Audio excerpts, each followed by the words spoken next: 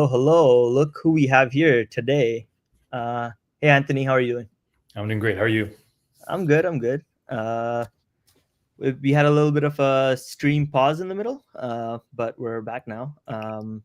First of all, how's everything going with you? You're in the office. How's the weather in the office? It is fantastic. I took my motorcycle in this morning. We had a nasty storm yesterday, so I couldn't ride it. But Hmm. today it's nice and sunny. I'm enjoying the weather. That's good. That's good. You already had dinner or lunch? I'm assuming. I did. I'm not pulling you away from anything. No, we're good. All right, perfect. Actually, I think everybody should know me, but if not, I'm Parth Suthar. I'm a full stack engineer at DevCycle. Anthony, do you want to give a little bit of spiel about yourself and like what you are, and also what do you think we'll be doing today? Sure. Yeah. Sure. So, Anthony, I'm an account manager here at DevCycle. I manage all our enterprise accounts. What I'm looking to do today is essentially adopt the persona of one of our clients. I want to be the voice of our customer on this stream. I want to highlight some of the things that I hear from customers as their pain points, and then I'd love to just start the journey of explaining how feature flags can make life better for them. Great. That's great. That's good. Good answer. Good answer. All right. Okay. Let's paint the picture. Do you want to talk about like what the persona is, and what our roles are, and then we can get started? Yeah, sure. So the persona is actually very, very common. It's actually related to one of the companies that we're in the process of onboarding. Essentially, this person's been brought in as sort of the lead for the engineering product team. The team has had very, very little turnover in the past, meaning that they're still on old practices. They're still doing things like waterfall. And this person's brought in to essentially just change that to agile and bring them into current best practices. So I'd love to adopt that persona for the stream, and I think there's going to be a lot of learnings from it. 100%. That is really good. Do you want to talk about what we have here? Wait, that's on me. Wait, get this running. Mm-hmm. All right. Okay, perfect. You want to talk about what our product is and what we're doing today? Yeah. So, All right. in the spirit of the persona, Yeah. I'll sort of explain the product. We are a e-commerce platform, so that's what we're going to run through today. Our product. We, because of our current practices, recently went through a pretty nasty outage where we had to wake up one of our developers at 2 a.m. in the morning, the one that had access to production, to be able to fix an issue. And during that period, we were kind of flooded with a bunch of angry customers opening support tickets. So I'm trying to figure out how can we avoid that in the future. And I've been told feature flags is a way to help. Yep, exactly. What are some of the things do you have in mind that you want to employ while doing that? I'll be your developer, so Sure. you can be my. I don't know. Do you want to be what role do you want on this? I would love for you to be a consultant. Oh, you want me to be a consultant? Lovely. Sure. Okay. Consultant, developer, All anybody from sort of a technical background. right. And what I want to focus on today is to address that issue. How can we implement things like a simple on and off switch or sort of a kill switch to be able to quickly revert something that's breaking? Yeah. Great. One question: why do you want kill switches in your code, and where would you employ these switches or your toggles? Let's call them. Sure. The biggest reason is because if something goes wrong, essentially, we want to be able to reduce that downtime. So if we're releasing a feature and it's not performing as expected, or it's completely breaking the application, we need to be able to turn that off. And the speed at which we can do that is pretty critical. So today I want to run through a feature that we're going to essentially just toggle on and off, but have the ability to do that through feature flag. 100%. Yeah. For a little bit of background on what we are working with today, we have this great e-commerce website that used AI to build.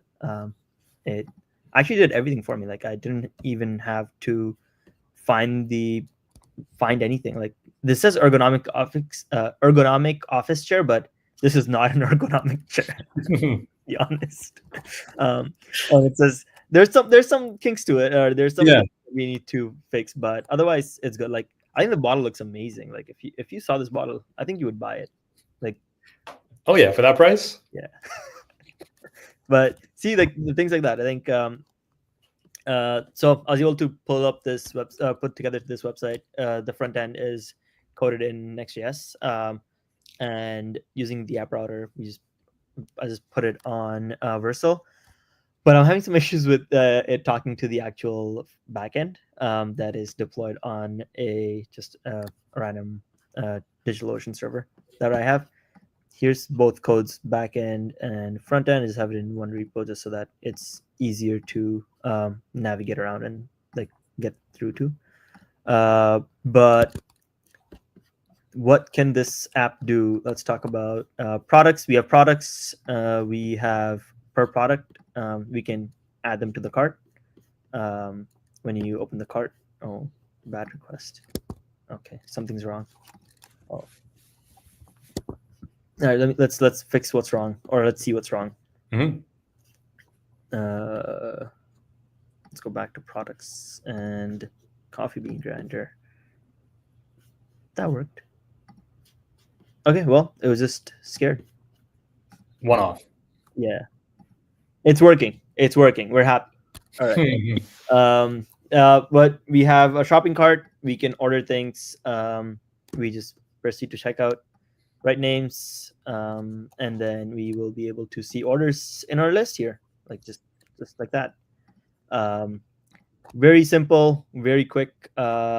Used Cursor to build all of this. Even the backend. Backend is very simple. Using a Next.js backend. You have your orders, products. Sorry, I think this is way too small. But yeah, you can read this. Mm-hmm. All right. Yeah, we have users, utilities, and we have two users in here. We have an admin user and just a random like base user. So with that in mind, let's go into what is something we want to add, right? Like Anthony, you own this product. What is something new that customers want to see in here that they don't have right now, or they might have, but maybe you're looking at some profitability. Like how can you profit out of this? Yeah. So right now, there's functionality within the platform for shipping. Right now, it's set statically to free, but that is deterministic on where we're shipping these products, especially if it's domestic or versus international. We need to be able to modify that, and I'd rather not have to do that through another deploy. If we can control that through a flag or something like that, that'd be fantastic. And as part of your changes to your team that you want to employ, what does adding a flag here help you with? Like, why do you want a flag? So a couple reasons. Mm-hmm. Deploying any sort of feature right now has taken us like forever.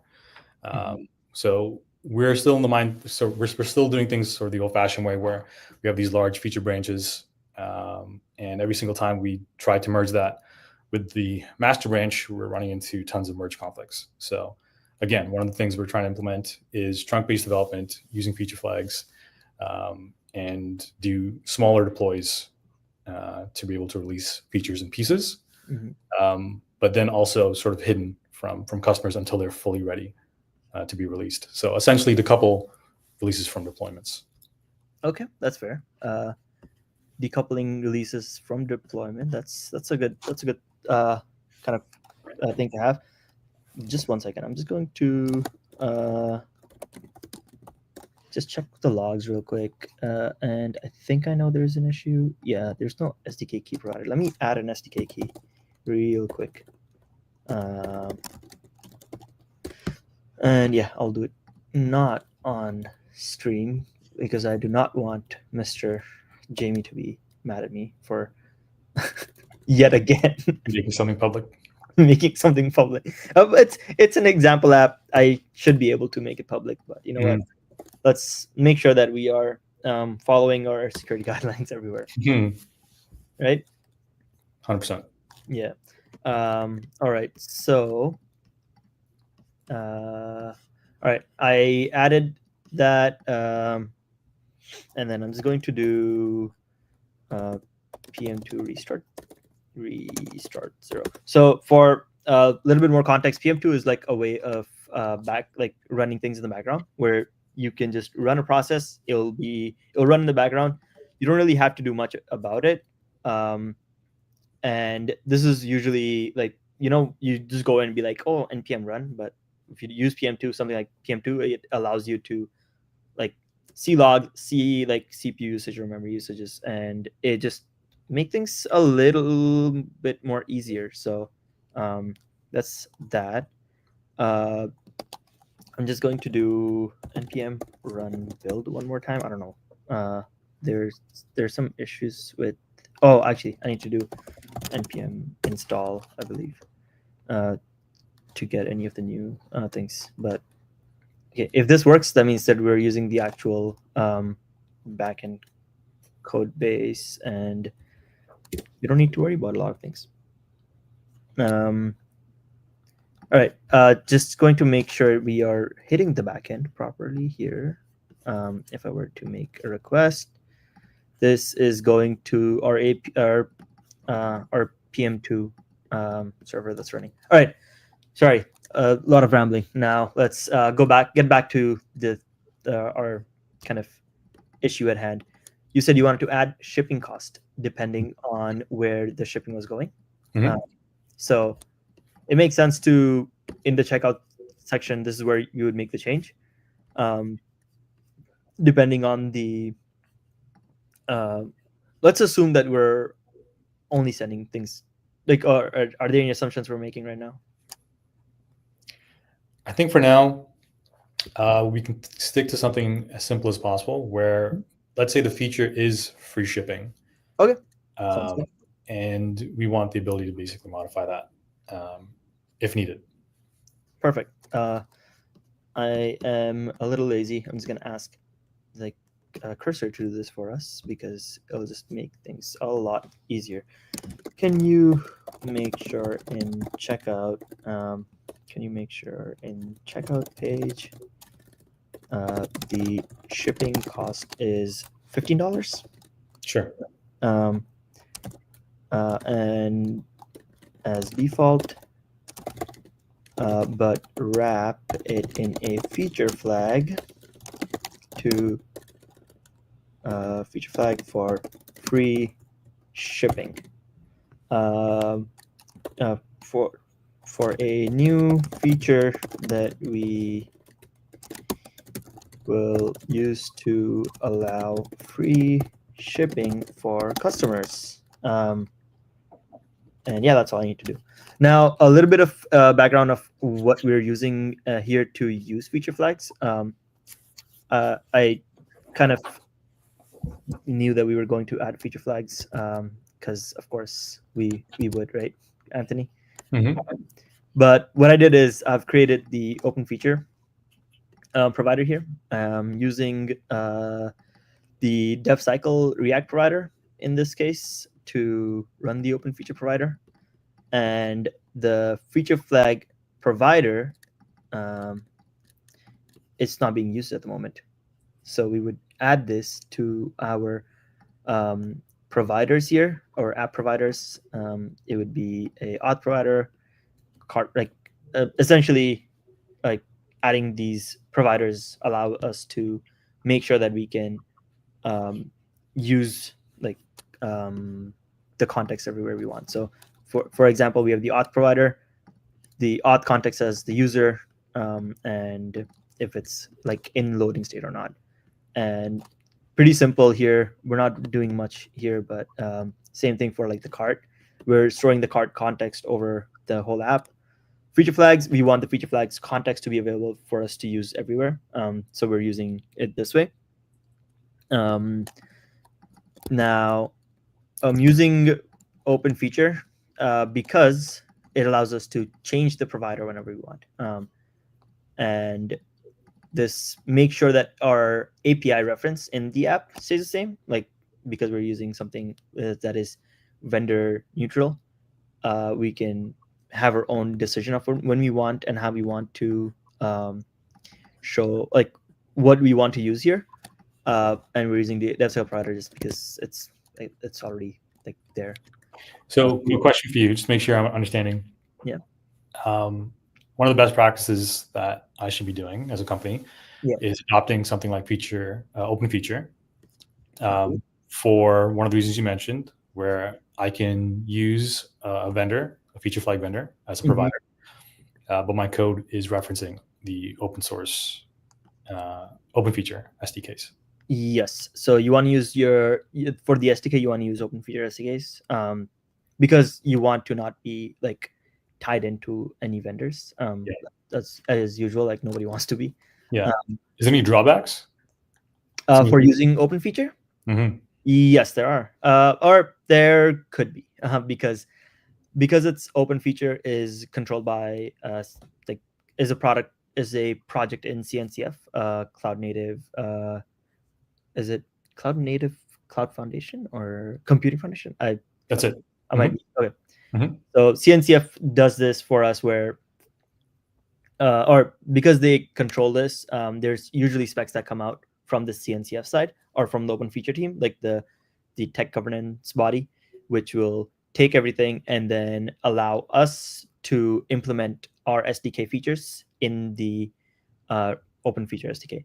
Sometimes there are some features that are very like provider specific, and sometimes some features are very open feature specific. There could be like a mismatch of features. Like let's say if a company is solely thinking about like how do we make like an up and coming company would probably want to just be like, hey, let's just have our own provider and then use it. Or we're gonna make our own SDK. We don't want to get into the open feature business right now, but then adopt open feature later, where a lot of some of the functionality might not even be translated in there because you are limited to whatever is available. Sorry? So you're saying that there's some functionality that I might lose from a vendor if I go with open feature? Yes, you might lose that because your kind of API, the SDK API, is limited to what open feature is providing. It's not the same as using like a vendor. When you're using a vendor, like when a vendor makes a change into their SDK, they would like if they don't make it open feature specific or if they don't follow open feature like what is it standards, then you may be losing out on some stuff for sure. Interesting. Yeah, but I guess at that point I could probably just call the methods directly from the. For some of them you may be able to, but you might not be able to for some of them. Like it depends on how the providers are set up or the SDKs are set up. Yeah. Sometimes you can use both, but then the question that comes up is like, why would you use both? But fair enough. Sometimes you like with a provider like DevCycle, we make our all of our SDKs like with like open feature kind of baked into it as like a first citizen kind of thing, and we want to make sure that all of the functionality is kind of added to both open feature like providers and also our things. And because we export our providers from the SDK for most of them, you can use the functionality there. Got it. So it sounds like best practices, especially for a company that's starting off, adopting agile and feature flagging. Yeah. To start off with open feature, because it sounds like a migration later 100%. Would be. Now let me make it a little bit easier for you. Let's say if you are a new company and you're like, I don't really want a SaaS product, right? You don't want to get into any vendor, but if you use open feature, then you maybe you just have like a JSON file that has all of your things, or and like all of your flag values are stored into your environment variable, something like that. Sometimes like basically an in-house solution. Yeah, that's totally okay. But you should still create a provider that is open feature compliant, just because it allows you the ability to switch in and out of things a lot easier. And open feature now has like a multi-provider setup where you can just have both SDKs running, and then you can have different like targeting rules or evaluation rules for like to see which one to go, or do a easy migration from one vendor to another, or from in-house to a vendor. Interesting. So you can have a fallback essentially. 100%, yeah. Okay, that's great to know. So I think the issue we're seeing is because feature flag provider is not yet added to the code. Now, feature flag provider is not defined, but it is now. So, all right.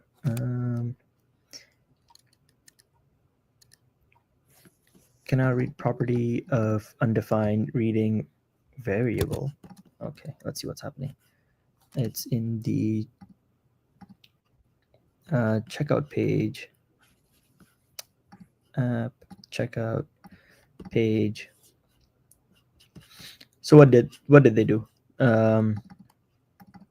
Value is free shipping enabled as a Boolean flag. Sounds good. And we have this working. We need a value. We need a. So you call this with a flag value and a default value. And what's the purpose of the default value? Good question. Default value allows you to have a in-code fallback as a default for whatever you're serving in your variation. So for this case, our feature flag is called free shipping, but we want to use our we want to make sure that if it's not targeted, then we have a value of false to fall back on. If it is targeted for a user, then it would be yes, or it would be true. But if not, then we want to make sure that there's a default value available. Oh, interesting. So essentially, if the service is down or can be communicated with, or targeting is messed up, yep, your code will still have some value you can fall back to, so it doesn't break the application. 100%. All right. Use. I had a question for you, but I'll wait till you wrap up. Details and thank you. Sorry, I'm just trying to add the correct things here.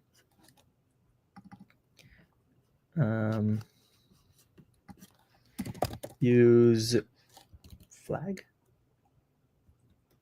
Sure. Use flag as a generic. Now,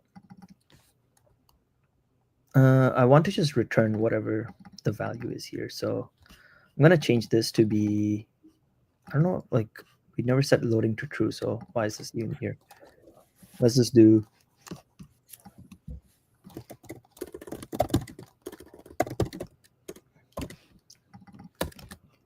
sorry, what am I doing? Return, yeah. Same thing here, same thing here, and same thing here. Perfect. No, sorry. Use object. We'll use a flag export function. Use object flag.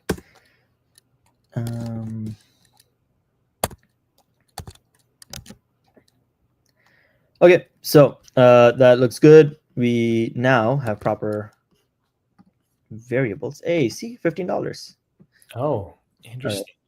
Now you said you had a question. What was the question? I did. When you ran through the code of where the actual feature flag is used, there were no feature flags implemented in the code at the time, until we asked Cursor to add a feature flag. Right. So where did Cursor add that flag? Can I see that? Well, yeah, we can go through that. So let's make this a little smaller. So this is all of the things that Cursor added. Where we're adding a use Boolean flag. We are taking, is free shipping enabled? And then evaluation details. We need to do, I'm just going to check the type of this real quick, just so that I know if I'm using the right thing or not. Evaluation details will have flag key, flag metadata, and resolution detail, which has the value. Okay, we want to extract the value. Where is it?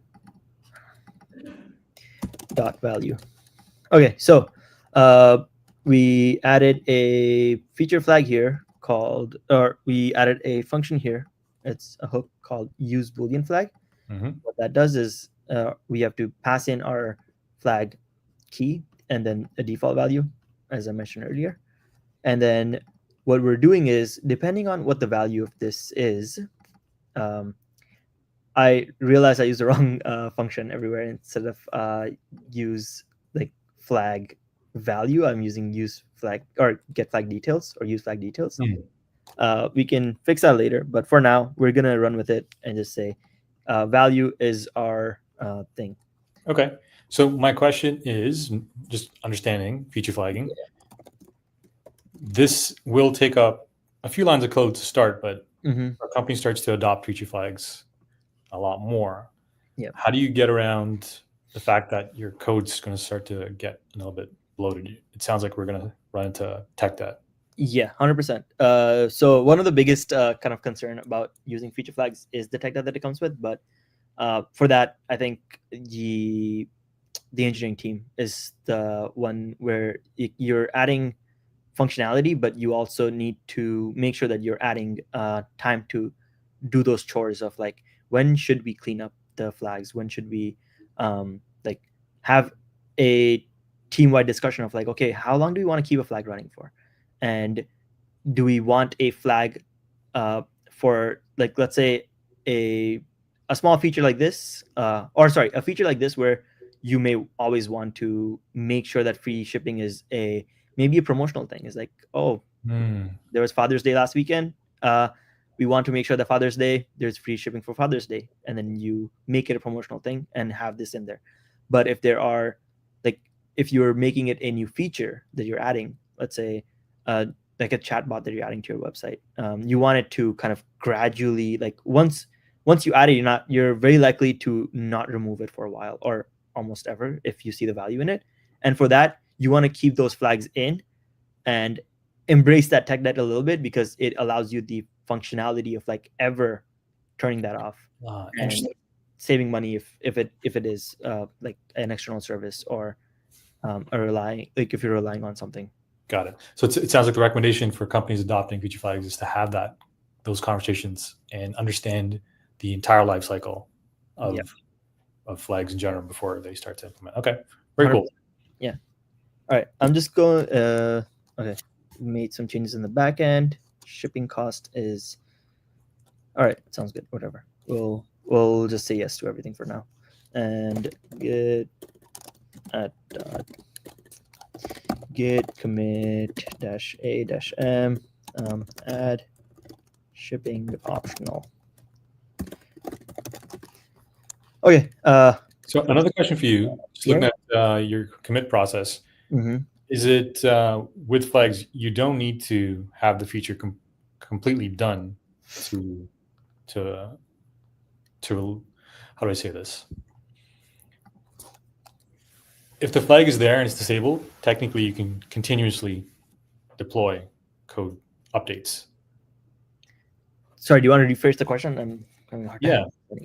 Yeah. So we talked about reducing merge conflicts in the past, right? Because we're merging these large features all at once it's completely done, into our main product.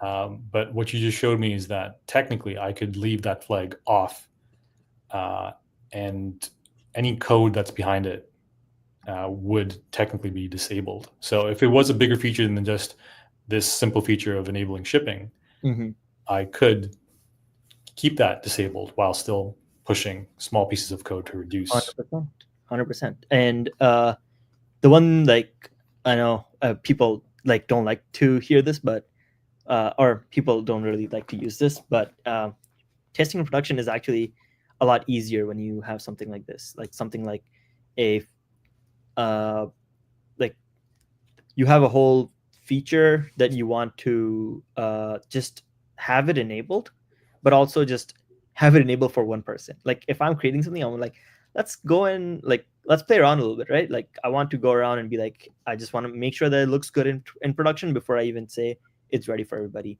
Do some stress testing or things like that. So that's interesting. So you're saying that if we use feature flags and we release something and we turn it on eventually when it's ready to go, depending on how we're using feature flags, yeah, or the vendor that we're using, we can actually toggle it for specific users, like our internal team, to test in production rather than enabling it for every user, every one of our customers. Yes, I know you said to keep the scope a little bit simpler, where it's just on or off. Yeah, but you can turn it on or off depending on who it is. And let's actually test that right now, right? We can create a new release feature, call it free shipping.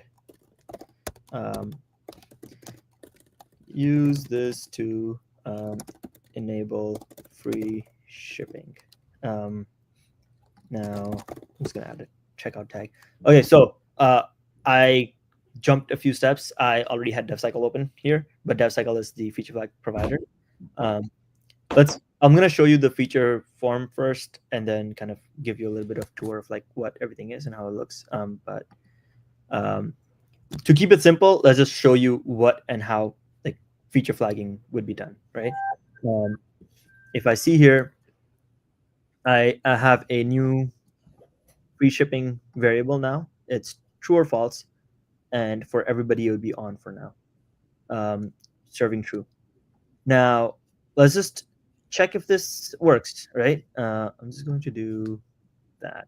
All right, it worked right away. We didn't even have to do anything. It just says free now, and that's like beautiful. Now let's go back and turn it off. And so I'm just gonna say, so there are two ways to turn it off. There's okay, let me explain what this is here on the right hand side, and then we can kind of see live what's happening on the app. So we created a feature flag which didn't exist before. So when a feature flag does not exist, you would get a default value. But when a feature flag does exist, you will get the actual serving variation. Now, feature flag can be existing or not existing depending on the user that you are.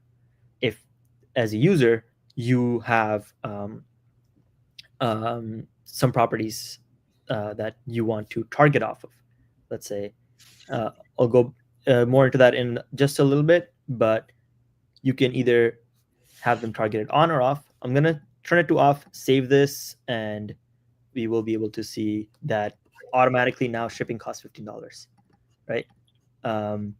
This is all because of feature flags.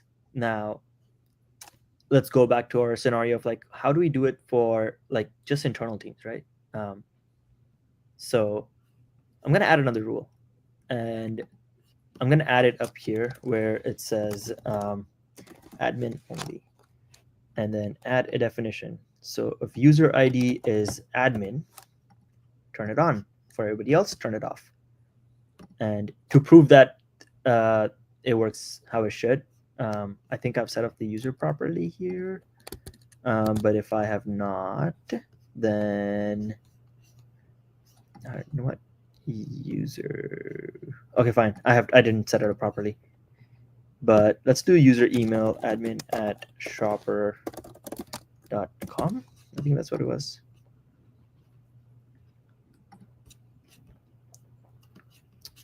Okay, let me just double check my profile real quick. So username is admin@shopper.com is the email, role is admin, and we were in the cart where shipping is not showing up properly. So great example here. Our user email, we want to serve by email, but clearly something is missing in our setup, right?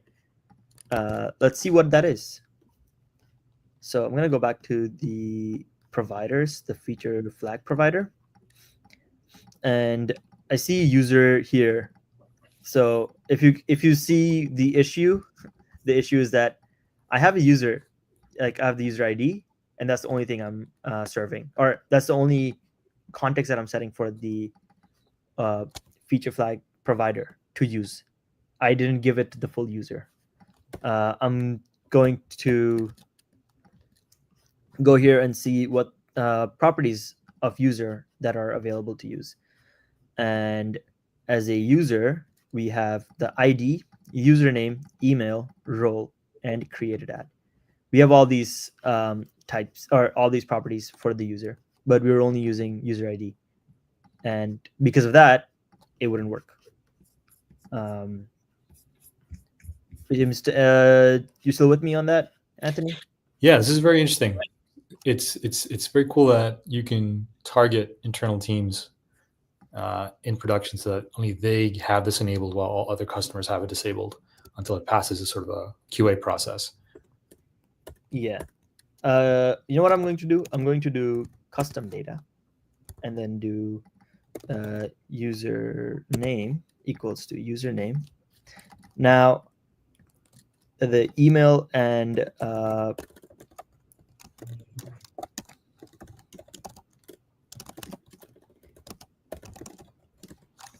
the email and role, I want to add it as a private custom data.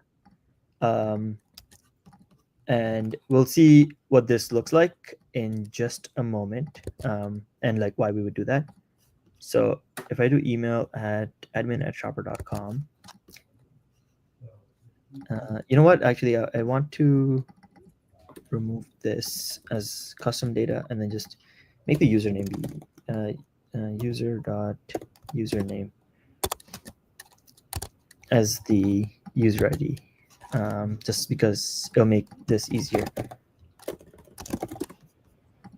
All right, sorry, jumping around a little bit everywhere. But now that I added the username as the user ID, as the targeting ID, now I can target off this. I need to make sure if this is the correct way of doing it or if there's a different way of doing it. But let's say DevCycle has this feature of like custom data, but it is always like there are some like data that you want to keep private to your company and never like send it or never use it, or never have it stored. You're saying if this is a way of getting around sending us or us sending you PII. Exactly. We'll use email as a PII, as we have heard a lot from our fellow security focused engineer. The PII is thing. So email targeting, and I'm going to do add a property, call it email.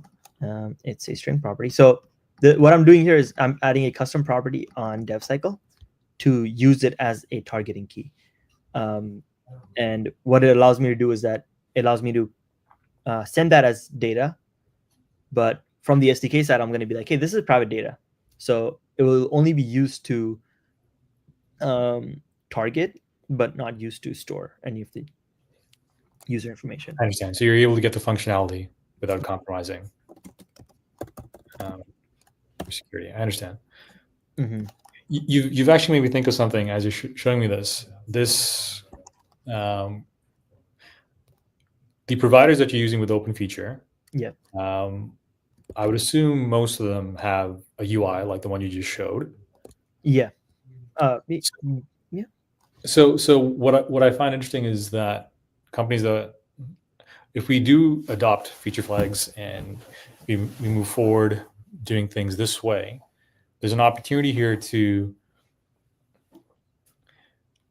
from what it sounds like, there'll be less coordination required between like engineering and our product teams.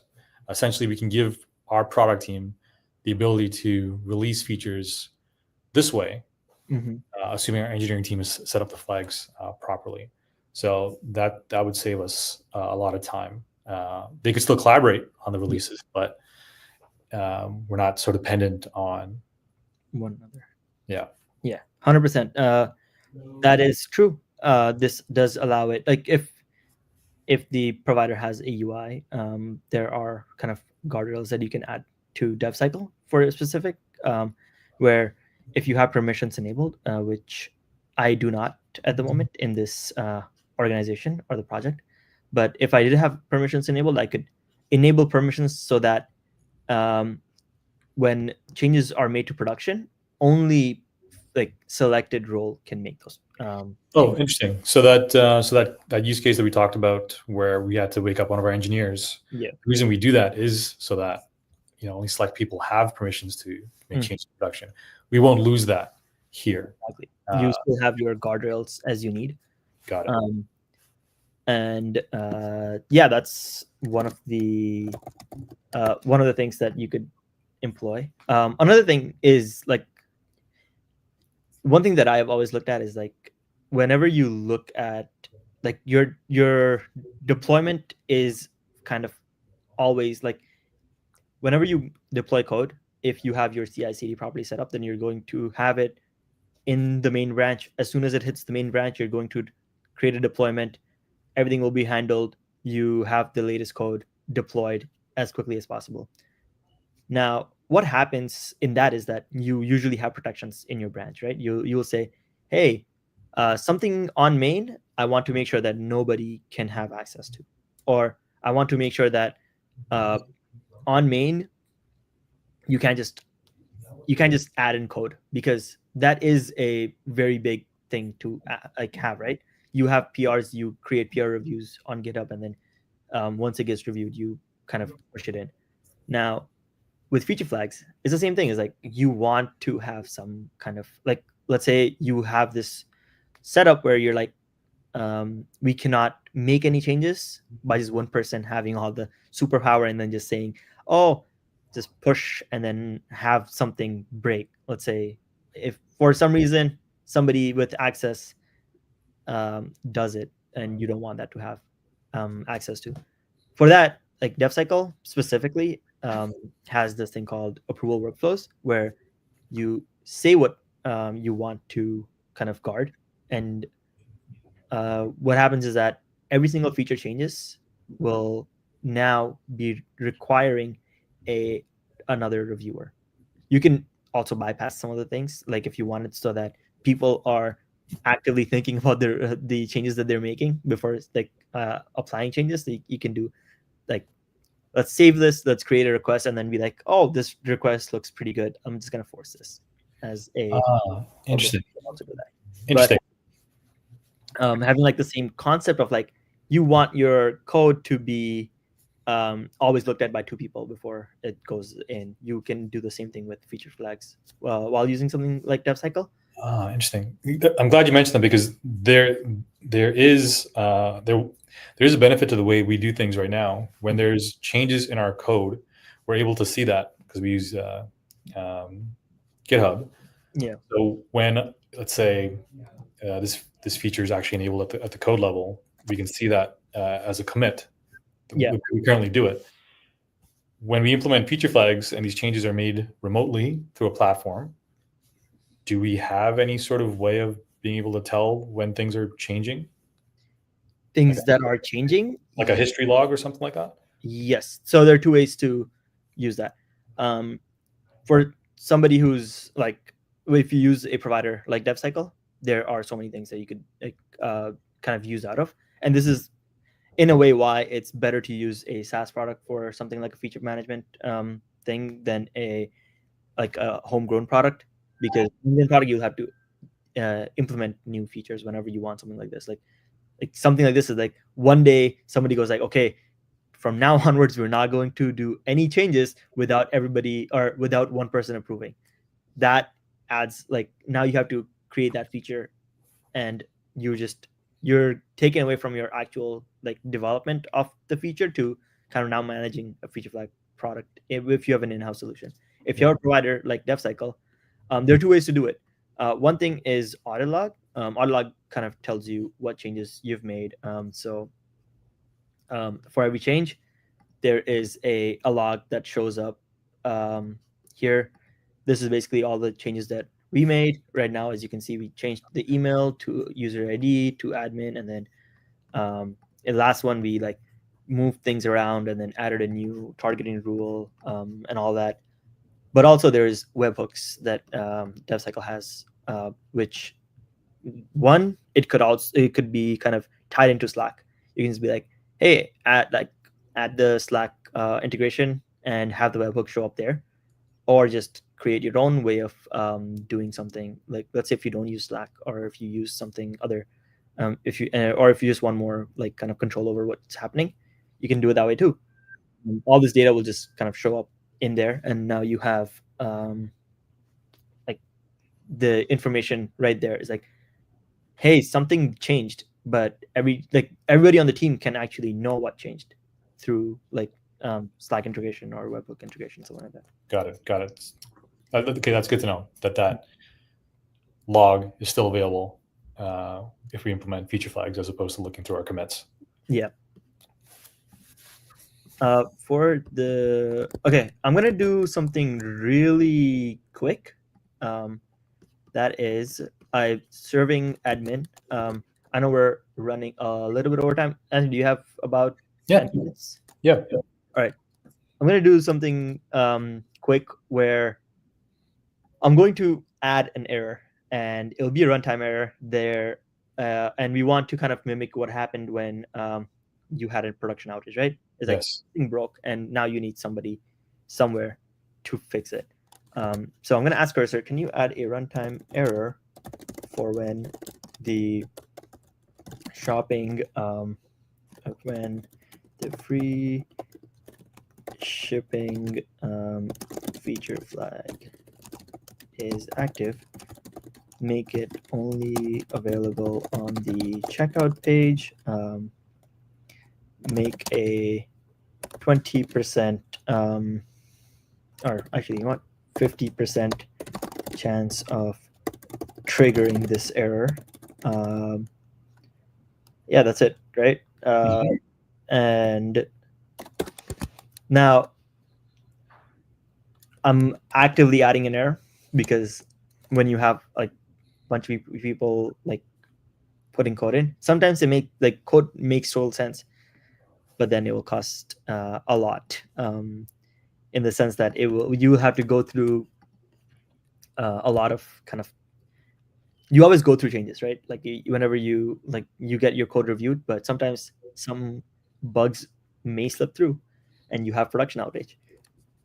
How can you do it when it's a very niche bug, is what we're doing here. So I'm just gonna have Cursor take care of this.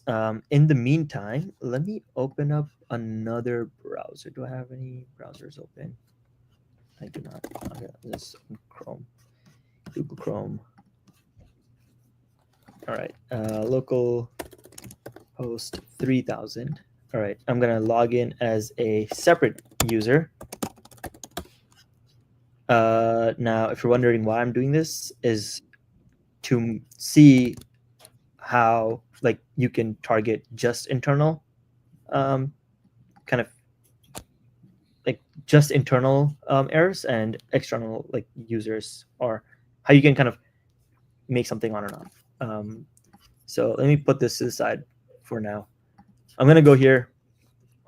Our free shipping service temporarily experiencing issues. You may still proceed, but standard shipping rate $15 will apply. So error, standard rate apply. This is, we are serving for the admin. We are serving free shipping, like for this user. Now for this user, a second user, let me just add a bunch of water bottles that our friend here, Anthony, loved. Let me see what the network errors are for when I want to add water bottles. What's happening? Quantity must be a positive number. Okay, you know what? I'm just gonna do 1. No, okay. Add. Okay, all right. I'm we're just going to run with this for now. Now, shipping. This is still wrong. We'll go to the checkout page. This user always has $15 as shipping. Now your admin user will see this 50% of the times. So it's a rare bug, or somewhat of a rare bug, that you're seeing, but you want to make sure that you like don't have this in production.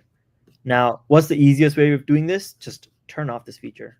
And if you turn this off, if you save it, now everybody is getting $15 shipping, but there's no error messages. Like, I'll just keep going like multiple times to see what happens, and nothing's happening.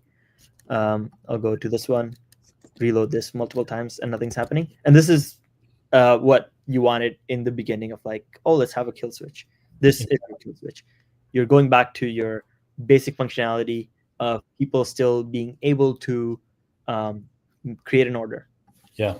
If the error was bigger, or if it was crashing the page, then it would be a lot more concerning. It's like, oh, now we actually need to, like, now people can't even check out. So I'm just gonna make it.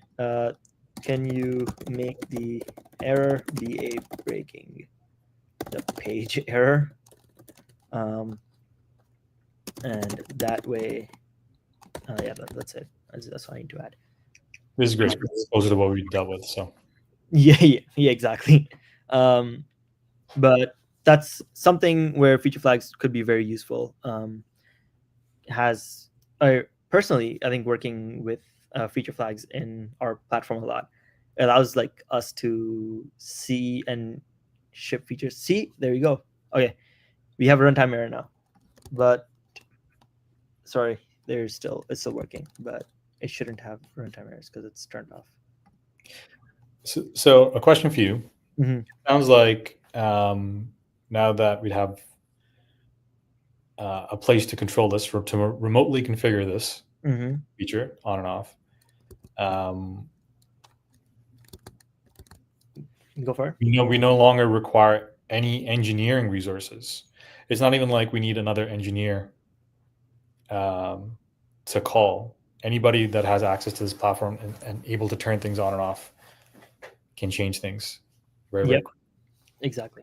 And that is what you get out of it. Like, let's say you, like, one person on the team, maybe you see this error and you're like, oh, let me just go and fix it instead of waking somebody up, or exactly somebody in a different time zone can do it instead of waking like somebody up exactly at night. So yeah, that does make it a lot easier. I'm gonna just try turning this on and then see if it breaks the page. Yep, it does break the page. Now on the other one, I can keep reloading it multiple times and it never breaks the page. I'll just turn this off and reload it, and now pages. So yeah, that's kind of what you have now. I think we can end this stream today, and we can next time go into more details of like how your journey of feature flags has been, and then see how we can add things or remove things or change functionalities in your code base. Yes, I would love to do that. I know that feature flagging can help you do a lot more advanced things. Starting off with just turning things on and off and having the ability to have kill switches. But I mean, I'll be very interested to know where we can take this. Yeah, definitely. But yeah, I think that's great. Really enjoyed doing this stream with you, Anthony. How did you like it? As you've been streamed before, right? But no, well, I've been on a previous stream, but what I really love about this is that I want to do more streams where the voice of the customers are coming through. So that's one of the biggest reasons I wanted to be part of this this stream. Not only because we're able to talk about some of the things that they deal with. I hear it so often that these streams could become a resource potentially for companies dealing with the same problems. Yeah. I'm really, really happy about the direction. Yeah, exactly. That's great. Great to hear that. Had a great time being like the kind of feature flag consultant, helping you out with this, and also being like a developer working with Cursor, just making things happen. It was pretty cool. I'm very impressed to see what Cursor is able to do. Yeah, exactly. Just quickly, I'm just gonna put our Discord link in the bottom. If you have any questions while we're not on stream, feel free to like reach out to us on Discord.